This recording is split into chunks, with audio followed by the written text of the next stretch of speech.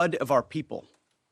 Car bombs in Beirut, rocket attacks on our ships, murders at our embassies, roadside bombs in Iraq and Afghanistan, funded and armed by Iranian Quds Force and IRGC killers. My generation of veterans carry the names of brothers who never came home. Brothers butchered by Iranian-backed roadside bombs and well-armed militias, thousands of our own. We didn't start this war, but under President Trump, we are finishing it. Their war on Americans has become our retribution against their Ayatollah and his death cult. It took the 47th president, a fighter who always puts America first, to finally draw the line after 47 years of Iranian belligerence. He reminded the world, as he has time and time again, being an American means something unbreakable. If you kill Americans, if you threaten Americans anywhere on earth, we will hunt you down without apology and without hesitation, and we will kill you. President Trump has also been very consistent. Crazy regimes like Iran, hell-bent on prophetic Islamist delusions, cannot have nuclear weapons. It's common sense. Many have said it, but it takes guts to actually enforce it, and our president has guts. Iran's stubborn and self-evident nuclear pursuits, their targeting of global shipping lanes, and their swelling arsenal of ballistic missiles and killer drones are no longer tolerable risks. Iran was building powerful missiles and drones to create a conventional shield for their nuclear blackmail ambitions. Let me say that again. A conventional shield for their nuclear blackmail ambitions. Our bases, our people, our allies, all in their crosshairs. Iran had a conventional gun to our head as they tried to lie their way to a nuclear bomb. It almost worked under Obama and his terrible deal, but not under this president. Turns out the regime who chanted death to America and death to Israel was gifted death from America and death from Israel. This is not a so-called regime change war, but the regime sure did change, and the world is better off for it.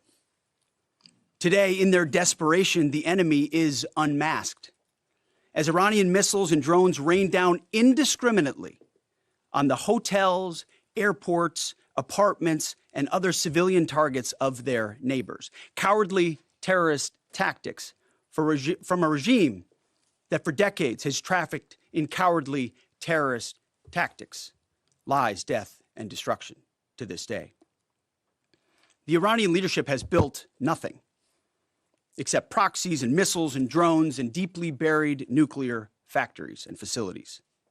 Peaceful nuclear ambitions do not need to be buried underneath mountains. Last June, Operation Midnight Hammer obliterated their nuclear program to rubble. Afterward, we told them plainly, that's it, now make a deal. They arrogantly refused. We said, rebuild it, and we'll stop you again, this time far worse. Well, President Trump, Secretary Rubio, Steve Witkoff, Jared Kushner, they bent over backwards for real diplomacy, offering pathway after pathway to peace. I watched it. I was there. They tried over and over and over again earnest attempts at peace. The former regime had every chance to make a peaceful and sensible deal. But Tehran was not negotiating. They were stalling, buying time to reload their missile stockpiles and restart their nuclear ambitions. Their goal, hold us hostage, threatening to strike our forces. Well, President Trump doesn't play those games. And as Secretary Rubio said after the Maduro raid, if you don't know, now you know. President Trump puts America and Americans first. He doesn't hesitate, and neither do our troops. The mission of Operation Epic Fury is laser-focused. Destroy Iranian offensive missiles, destroy Iranian missile production, destroy their navy and other security infrastructure, and they will never have nuclear weapons. We're hitting them surgically, overwhelmingly, and unapologetically. With every passing day, our capabilities get stronger and Iran's get weaker. We set the terms of this war from start to finish. Our ambitions are not utopian. They are realistic, scoped to our interests and the defense of our people and our allies. Speaking of people, we hope the Iranian people take advantage of this incredible opportunity. President Trump has been clear, now is your time. To Iranian security forces, choose wisely. President Trump has also been clear about your fate in either direction. To the media outlets and political left screaming endless wars, stop. This is not Iraq. This is not endless.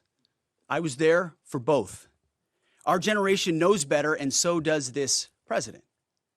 He called the last 20 years of nation-building wars dumb, and he's right.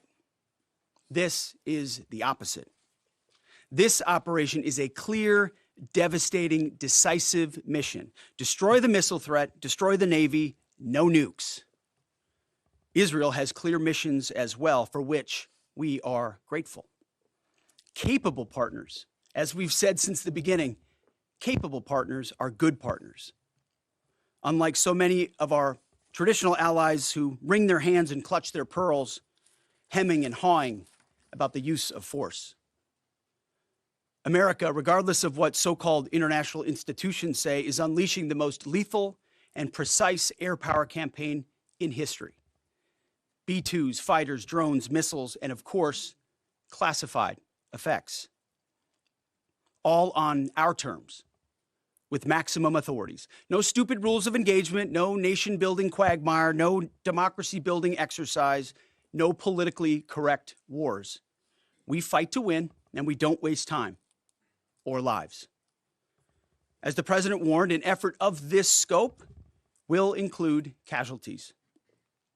War is hell, and always will be. A grateful nation honors the 4 Americans we have lost thus far and those injured. The absolute best of America. May we prosecute the remainder of this operation in a manner that honors them. No apologies, no hesitation, epic fury for them and the thousands of Americans before them, taken too soon by Iranian radicals. Before I turn it over to General Kane for the operational update, let me speak straight to you, the Joint Force, our warriors on the front lines. This is your moment.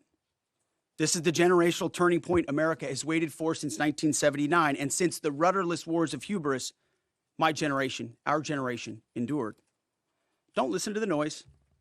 Just stay focused. Our commander-in-chief is steady at the wheel. We face a determined enemy, but you are better. But we must prove it every single day. History doesn't care if we're tired, if we're scared, or if the fight feels big. It demands warriors who rise anyway. Peace through strength, the warrior ethos, lethality, unity of purpose, those are not slogans. They're the beating heart of what it means to wear the uniform, that uniform. You think clearly under fire, you act decisively in chaos, you uphold the Constitution, and you uphold our country without hesitation. We are not defenders anymore. We are warriors, trained to kill the enemy and break their will. History is watching. Be the force you swore an oath to be: focused, disciplined, lethal, and unbreakable. We will finish this on America First conditions of President Trump's choosing. Nobody else's, as it should be. And know this above all, President Trump and I have your back, always. Through fire, through criticism, through fake news, through everything. We unleash you because you are the best, most powerful, most lethal fighting force the world has ever seen. May Almighty God watch over you and his providential arms of protection extend over you. Godspeed, warriors, and keep going. General Kane. Over to you. Thank you, Mr. Secretary, and good morning, everyone. The purpose of my portion of the briefing today is to update you and the American people on the actions taken thus far. The briefing will discuss the preparation, the planning, setting the force, the early operations, and how we're assessing the progress thus far. So let's get started. On Saturday, 28 February, at 01:15 Eastern Standard Time, 9:45 a.m. local Tehran time, on the orders of the President of the United States, U.S. Central Command, under the command of United States Navy Admiral Brad Cooper, commenced Operation Epic Fury. As I said, I'm going to walk you through the initial phases of the operation, but first, I want to express my deep condolences and the condolences of the Joint Force to the Department of War personnel killed and wounded in actions thus far. As the Secretary said, they're heroes and represent the best of our nation has to offer. They're true examples of what selfless service means. Our deepest and heartfelt condolences are with their families, their friends, and their units. We grieve with you and we will never forget you. Additionally, I stand here before you today grateful for each service member, planner, logistician, operator across our joint force, for our Department of War civilians, our intelligence community teammates, our interagency teammates who continue to stand in harm's way alongside us. I am proud of all of you as you take the fight to the enemy, and we are the best in the world at integrating, period. I want to extend my personal gratitude to the dedicated commanders and senior enlisted leaders and the enlisted members of the Joint Force who are fighting this fight across the CENTCOM AOR. In addition to Admiral Cooper and Fleet Master Chief Compton, I want to highlight a few today. U.S. Army Central Command Commander Lieutenant General Pat Frank, who along with his team are fighting the counter-missile and counter-drone fight. United States Navy Central Command Commander Vice Admiral Kurt Renshaw and his team, who are engaged with the Iranian Navy and projecting American naval combat power from the seas. And United States Air Force Central Command Commander Lieutenant General Derek France and his leadership team, who are crushing Iranian targets from the air. I want to highlight the support to the CENTCOM fight from other combatant commands who are directly involved with this effort, to include U.S. Spacecom, U.S. Cybercom, and U.S. UCOM. I also want to specifically call out United States Transportation Command and U.S. STRATCOM for their contributions to this fight. We cannot project American combat power at the time and place of our choosing without both.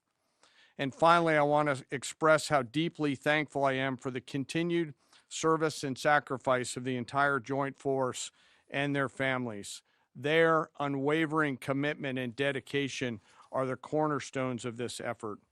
So let me start with a few details. First, to be clear, as the Secretary said, this is not a single overnight operation. The military objectives that CENTCOM and the Joint Force have been tasked with will take some time to achieve, and in some cases will be difficult and gritty work. We expect to take additional losses, and as always, we will work to minimize U.S. losses. But as the Secretary said, this is major combat operations. So let me talk about the preparation and the planning. On February 28th, the full strength of America's armed forces came together in a unified purpose against a capable and determined adversary. The United States Army, Navy, Marine Corps, Air Force, Space Force, Coast Guard, and our reserve components integrated across our combatant commands and began coordinated operations with the Israeli armed forces of an unprecedented scale. As the Secretary laid out, our military objectives are clear. Our mission is to protect and defend ourselves and, together with our regional partners, prevent Iran from the ability to project power outside of its borders, and be ready for follow-on actions as appropriate. Across every domain, land, air, sea, cyber, the U.S. Joint Force delivered synchronized and layered effects designed to disrupt, degrade, deny, and destroy Iran's ability to conduct and sustain combat operations. On the U.S. side, this marked the culmination of months and in some cases years of deliberate planning and refinement against this particular target set. From precision strikes against key military infrastructure to persistent intelligence and targeting integration to the close coordination of the components across vast distances, this operation again demonstrated America's reach, readiness, and professionalism, and that of our joint united force. It was historic not only in the operational scope, but in the level of joint integration displayed across every element of the joint force. And as I said earlier, this work is just beginning and will continue. So now to talk a little bit about setting the force and setting the theater. On the order of the Secretary of War over the last 30 days to reinforce deterrence and provide the President with credible options should action be required, the Joint Force began to systematically reposition assets and personnel across the region. These movements ensured that U.S. forces remained postured, protected, and ready to respond decisively for any emerging threat. This deployment included thousands of service members from all branches, hundreds of advanced fourth and fifth generation fighters, dozens of refueling tankers, the Lincoln and Ford Carrier Strike Group and their embarked air wings, sustained flow of munitions, fuel, supplies, all supported with command and control, intelligence, surveillance, and reconnaissance network. And the flow of forces continues today. In fact, Admiral Cooper will receive additional forces even today. This rapid buildup of forces demonstrated the joint forces' ability to adapt and project power at the time and place of our nation's choosing. I want to highlight a couple specific cases for you. The Gerald R. Ford Carrier Strike Group, which many of you know was down in the Western Hemisphere, redeployed across the Atlantic to set the theater. The ship, her crew, their families, and the entire strike group took a deep breath and, as they always do, began planning to conduct combat operations. The integrated Reserve and National Guard forces have continued to demonstrate the value of America's reserve forces, including the Wisconsin Army National Guard operating in Kuwait and Iraq, and Air National Guard units from a variety of states to include Vermont and Virginia. In the case of the Vermont Air National Guard and the 158th Fighter Wing, they were mobilized for Operation Absolute Resolve and then were tasked to take their F-35As across the Atlantic instead of going home to be prepared to support this operation. The same is with our Air National Guard and Air Force Reserve Command tanker and mobility forces, who stepped right out of their civilian jobs to deploy and to protect the region. Lastly, I want to highlight the unsung heroes of warfare, our American logisticians and sustainment force, those who quietly work every day behind the scenes to project and sustain America's combat power. Our leaders from World War II were right when they said professionals do logistics. As regional tensions rose, the Joint Force elevated our force protection measures on the order of the Secretary and repositioned discreetly civilians and non-essential personnel designed to ensure the safety and security of our joint force. By the time operations began, only essential forces remained on our bases and in theater, all ready, capable to respond. So now let me move to H hour. At 15:38, 3:38 p.m. on Friday, February 27th, the United States Central Command, through the Secretary of War, received the final go order from President Trump. The President directed, and I quote, "Operation Epic Fury is approved. No aborts. Good luck," close quote. In the region, every element of the Joint Force made their final preparations. Air defense batteries readied themselves, checking their systems to respond to Iranian attacks. Pilots and crews rehearsed their strike packages for the final time. Air crews began loading their final weapons, and 2 carrier strike groups began to move towards their launching points. Across the globe, our operation centers came alive in Tampa, Florida, here at the Pentagon, and of course forward in the Central Command AOR. As always, operational security was paramount as we sought to maintain and sustain the element of surprise. This operation was highly classified so that at H hour, the enemy would see one thing: speed, surprise, and violence of action. The first movers were U.S. Cybercom and U.S. Spacecom, layering non-kinetic effects, disrupting and degrading and blinding Iran's ability to see, communicate, and respond. At H hour, the beginning of major combat operations, 01:15 local Eastern Daylight Time, 9:45 local AM Tehran time, as dawn crept up across the Central Command AOR, the skies surged to life. More than 100 aircraft launched from land, sea, fighters, tankers, airborne early warning, electronic attack, bombers from the States, and unmanned platforms, forming a single synchronized wave.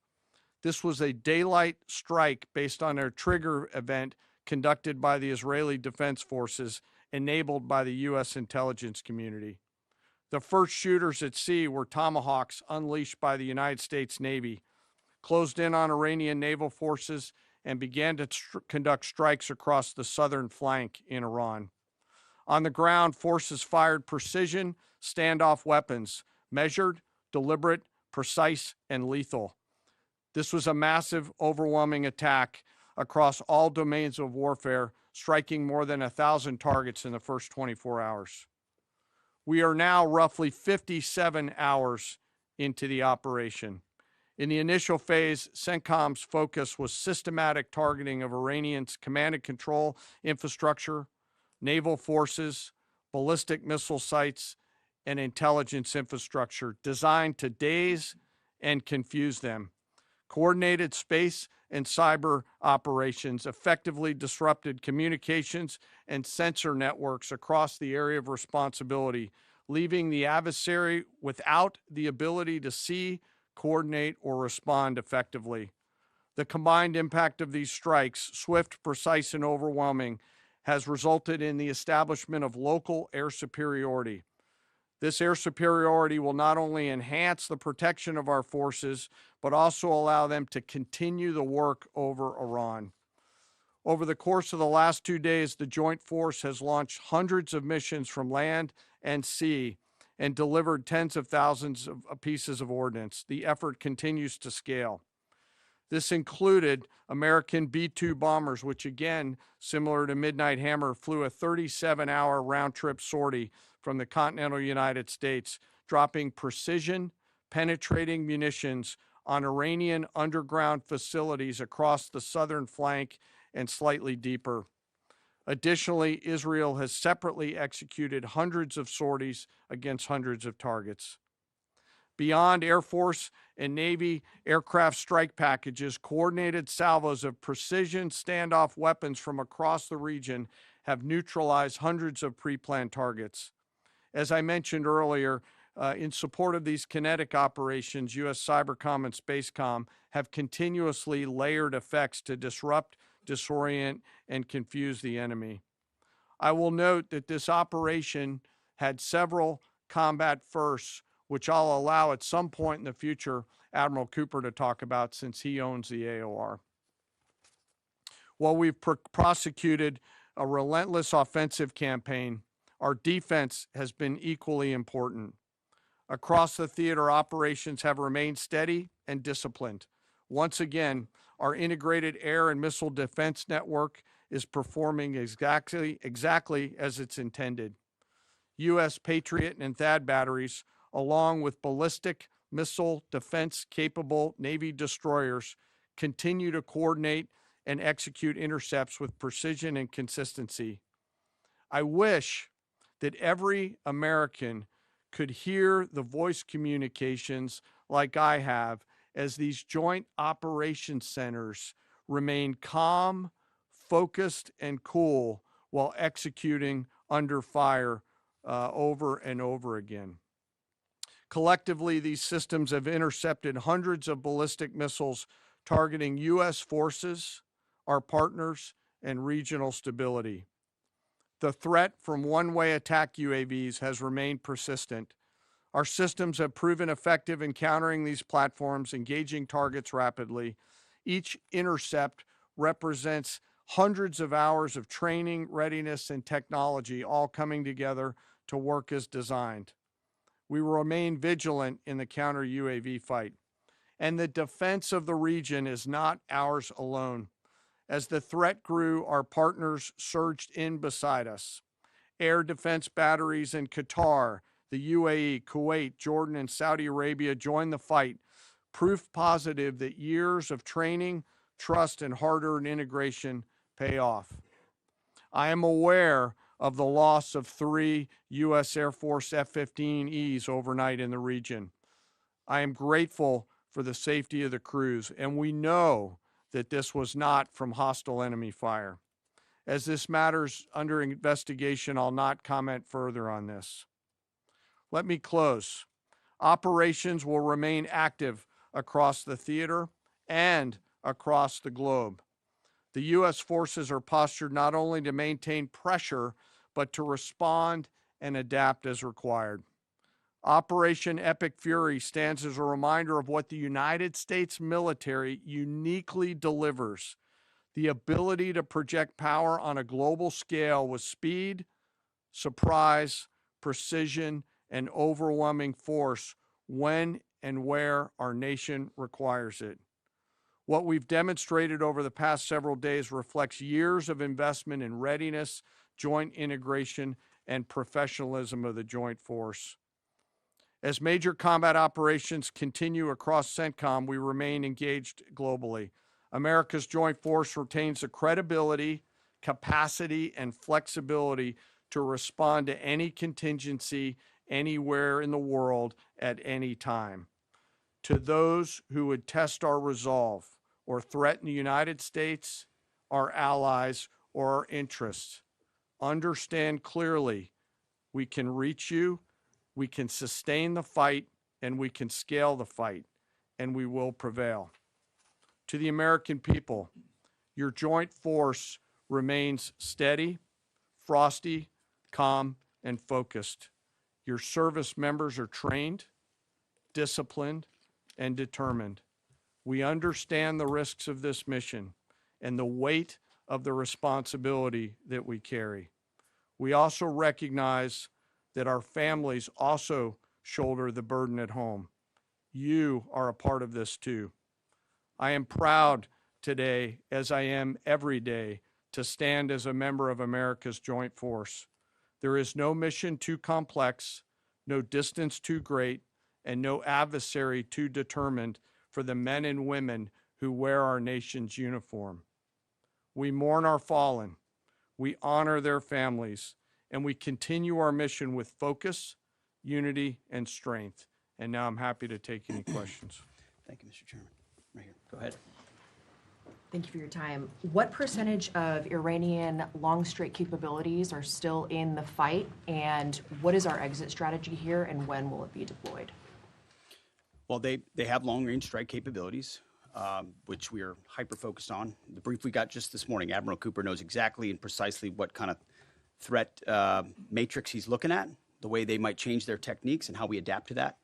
So we're making sure the theater commander has absolutely everything he needs. I mean, one of the things the chairman mentioned is for months and months, even before we built up, we ensured that we had maximum defensive capabilities in theater to allow the president the decision space in the future. So even before this buildup in the last 30 days, we discreetly brought defensive assets in to make sure, understanding that there are Iranian capabilities. As far as time frame, I would never hang a time frame from our perspective. The commander-in-chief sets the op tempo and terms of this fight. As I said, it's on his terms. And we'll make sure that Admiral Cooper and his team have everything they need, not just to defend. I mean, the best defense is good offense.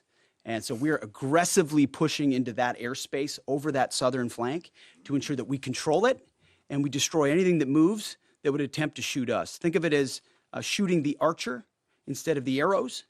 That's where we want to be. And we have the kind of exquisite intelligence to get over the top, find that and destroy it. It won't happen overnight. This is a big battle space with a lot of capabilities. That's part of the reason why it's such a threat to us. That's why I talk about conventional umbrella to blackmail nuclear ambitions. They were building up this conventional arsenal in order to ensure that no one would ever block them from their ability to get nuclear weapons. So we're very clear-eyed about the nature of this Iranian threat, and we're going to get after it. I don't know if you have anything to add to that, Mr. Chairman. Thank you for the question. The only thing I'll add is that unlike an operation, a single operation like Midnight Hammer or Absolute Resolve, it'll take some time for us to conduct battle damage assessment, and the targeting cycle that CENTCOM will run will take those things into effect. Admiral Cooper will adjust his plan and fires accordingly to ensure that we're attriting that. He's focused on long-range strike capability coming out of the enemy, and that's a key and essential part of it. Of the capabilities that still exist from the enemy front? Yeah, that's what I mean when I say we're still doing BDA. Normally we'd be able to see a singular thing and we'd assess pretty quickly. He's doing offense and assessment simultaneously, so it'll take longer for us to assess than it would in a single operation. Secretary Hegseth, thank you. Reagan Reese with the Daily Caller. 2 questions for you. The president said yesterday in his video message that we will leave Iran when we complete all of our objectives. What are our objectives? And can you share more information on how the soldiers who were killed were killed? Well, I laid out the objectives, as did the chairman. They're completely nested. I mean, Iran has an ability to project power against us and our allies in ways that we can't tolerate. So whether that's ballistic missiles and drones, so offensive capabilities, effectively their Navy, which would attempt to set other terms and impose different costs, drone capabilities, which we laid out there. And ultimately, though, this tying it back to Midnight Hammer, the president has been willing to make a deal. You can't have a nuclear bomb. Radical Islamists can't have a nuclear bomb that they wield against the world. He gave them every single opportunity. Then we precisely took it away. And even then, after that, they didn't have that.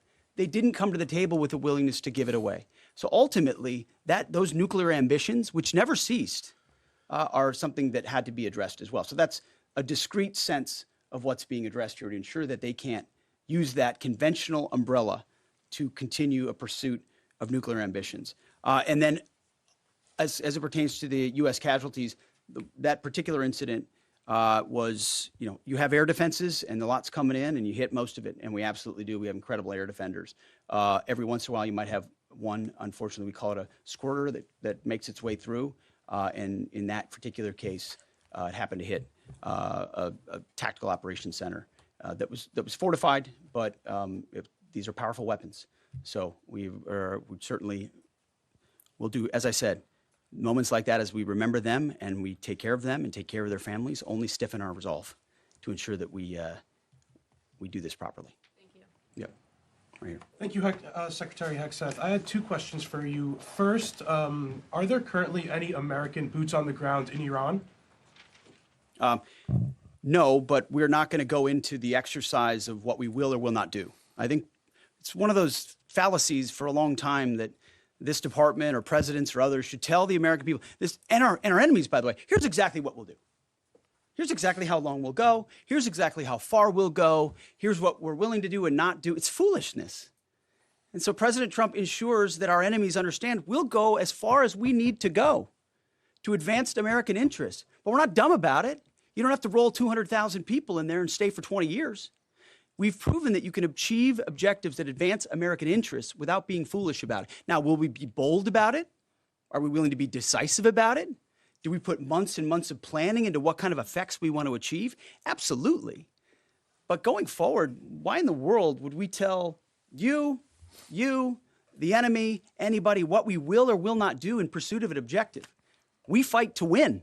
We fight to achieve the objectives the President of the United States has laid out, and we will do so unapologetically. Thank Is there you. any significance to Israel carrying out this strike to kill the Ayatollah? And I wanted to know, what was your immediate reaction to finding out about his killing? I think Israel did a great job in the conduct of that operation. President Trump put a 4-week you go, timeline right on here, it. Are you please. saying that's wrong? Yeah, thank you. You mentioned during the briefing, General Kane, that there would be additional troops sent to the region. Could you say how many troops currently are involved in this operation and how many additional troops are planned to go in this next phase?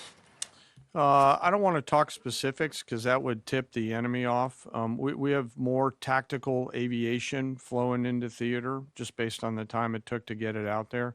I think we're just about where we want to be in terms of total combat capacity and total combat power for Admiral Cooper.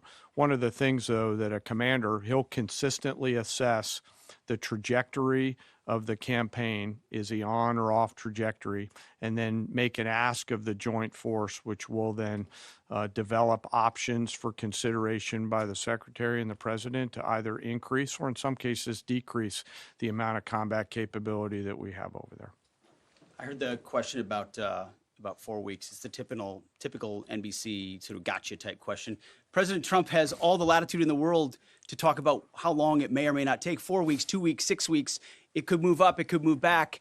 We're going to execute at his command the objectives we've set out to achieve. And what he has shown an ability to do that other presidents can't quite seem to have the aperture to do, well, I mean, Joe Biden didn't even know what he was doing, is to look for opportunities and off-ramps and escalations for the United States that creates new opportunities to execute what we need on our own timeline. So you can play games about 4 weeks, 5 weeks. He has all the latitude, and I'm glad he does, because there's no better communicator than our president expressing those things. I've been in meetings with the president for the last 2.5 days. We know exactly where his headspace is, and he will communicate as he should exactly what he would like, and we will follow those orders. And I think everything he said on that is right down the middle. Chairman, did you have Absolutely. evidence Yes, right on there. the Yes, sir. strike first? Thank you very much, Secretary. I left my hometown of Sakis in Iranian Kurdistan in 1996. Can you promise that I will be able to return home safely this year?